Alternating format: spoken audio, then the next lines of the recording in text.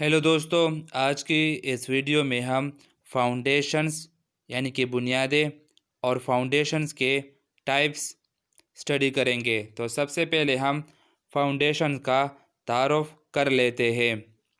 इमारत का सबसे निचला हिस्से को बुनियाद कहलाता है। इस हिस्से को सब स्ट्रक्चर भी कहा जाता है। इमारत की पायदारी का इन्हिसार इमारत की बुनियाद पर होता है। बुनियाद का मकसद इमारत का वज़न महफूज तरीके से ज़मीन पर मुंतकिल करना होता है। तो ये थी फाउंडेशंस का तारुफ। अब हम टाइप्स ऑफ फाउंडेशन पढ़ेंगे। There are two types of foundations. एक को हम शैलो फाउंडेशन कहते हैं, दूसरे को हम डीप फाउंडेशन कहते हैं। तो सबसे पहले हम शैलो फाउंडेशन का तारुफ कर लेते हैं। ऐसी इमारत जो इमारत के वज़न को सतह ज़मीन के करीब मुंतकिल कर दे, कम गहराई बुनियाद कहलाती है। ऐसी बुनियाद की गहराई आम तौर पर बुनियाद की चौड़ाई के 2 गुना से कम होती है। इस किस्म की बुनियाद कम ऊंचाई वाली इमारत के लिए मौजू होती है। तो ये थी शैलो फाउंडेशन का तारुफ। अब शैलो फाउंडेशन में मदद झैल किस्म के फाउंडेशन शामिल है। एक को हम स्प्रेड फाउंडेशन कहा जाता है।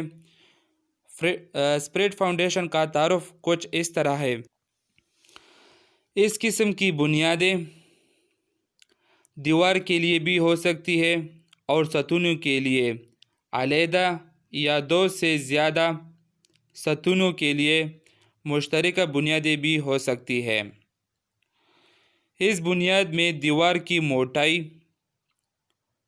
को दर्जा बदर्जा बुनियाद की चौड़ाई के बराबर तक बढ़ाया जाता है। ईंटों की चुनाई की सूरत में एक स्टेप में 5 सेंटीमीटर हर तरफ को बढ़ाया जाता है। सही है। कंक्रीट की सूरत में आम तौर पर 15 सेंटीमीटर बढ़ाया जाता है। आम तौर पर सबसे पहले निचली तह हल्की कंक्रीट की होती है, जिसमें आम तौर पर सरिया इस्तेमाल नहीं किया जाता। तो ये थी स्प्रेड फाउंडेशन का तारुफ। अब इसके बाद है ग्रिलिच फाउंडेशन का तारुफ।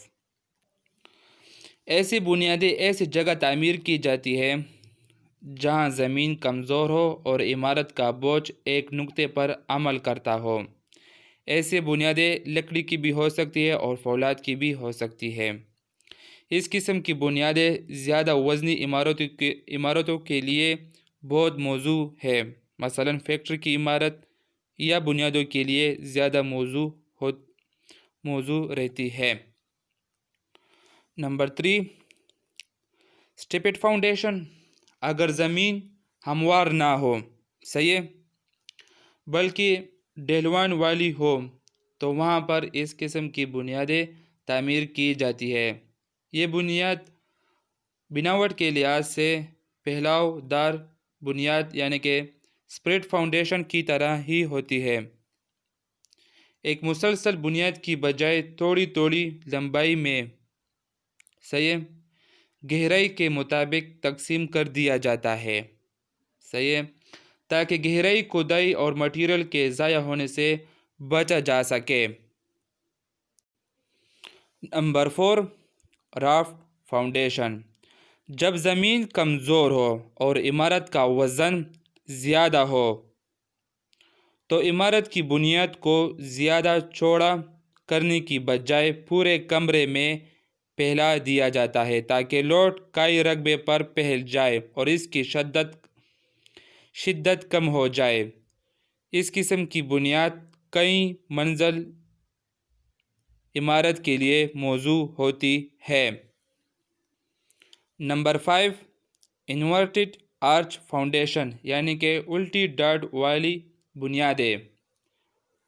अगर इमारत सतूनों पर खड़ी करनी हो اور زمین کی قوت برداشت کم ہو تو اس کے بنانے کے لیے عمارت کا رقبہ سے نرم مٹی اٹھا کر صاف کر دیا جاتا ہے۔ پھر ہر ستونوں کے درمیان الٹی ڈاٹ بنا دی جاتی ہے۔ اسی طرح کی عمارت کی دیواریں یا ستونے پر آنے والا وزن پورے رقبہ پر پھیل جاتا ہے۔ یہ بنیاد کم گہرائی ہوتی ہے، اس پر خرچہ نسبتاً کم آتا ہے۔ صحیح ہے۔ اس کے بعد ہے ڈیپ فاؤنڈیشن۔ سب سے پہلے ہم ڈیپ فاؤنڈیشن کا تعارف کر لیتے ہیں۔ ایسی بنیاد جو عمارت کا وزن سطح زمین سے کافی نیچے منتقل کرے گہرائی بنیادی کہلاتی ہے۔ اس قسم کی بنیاد کی گہرائی عموماً بنیاد کی چوڑائی کے 2 گنا سے زیادہ ہوتی ہے۔ صحیح ہے۔ تو یہ تھی ڈیپ فاؤنڈیشن کا تعارف۔ اب ڈیپ فاؤنڈیشن میں مندرجہ ذیل قسم کے بنیادیں شامل ہے، یعنی کہ گہرائی بنیادوں کی مختلف اقسام مندرجہ ذیل ہے۔ ایک کو ہم پائل فاؤنڈیشن کہتے ہیں، دوسرے کو ہم ویل فاؤنڈیشن کہتے ہیں، تیسرے کو ہم کیسن فاؤنڈیشن کہتے ہیں۔ صحیح ہے، ویل فاؤنڈیشن۔ تو سب سے پہلے ہم نمبر 1 پائل فاؤنڈیشن کا تعارف کر لیتے ہیں۔ ایسی بنیاد جو لکڑی، لوہے یا کنکریٹ کے ستونوں پر مشتمل ہو تو ستون نما بنیاد کہلاتی ہے، یعنی کہ پائل فاؤنڈیشن کہتے ہیں۔